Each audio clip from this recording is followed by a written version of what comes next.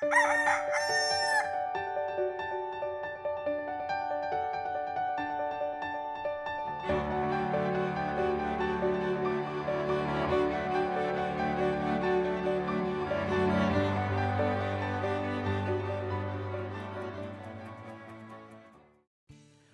umaga po kapamilya, ito po si Father J-Boy at tayo dapat magkape at pandasal.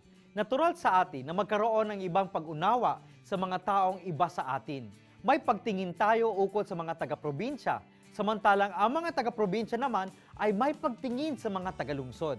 Sa Ebanghelyo ni San Juan, ganito siguro ang pagtingin ni Nathanael kay Jesus nang sinabi niya, "May magaling na bagay bang manggagaling sa Nazaret?"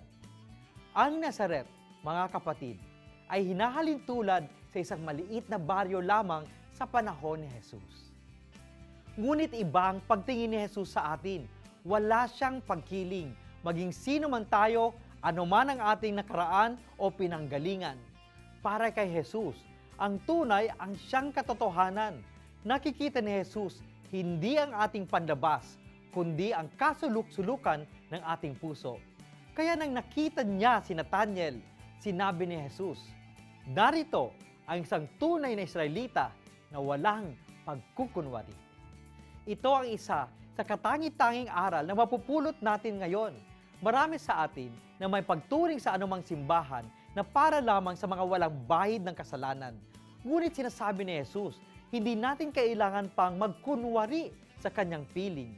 Ang simbahan ay para sa mga may sakit, sa mga makasalanan, dahil sa simbahang tanggap ng Diyos kung sino man tayo.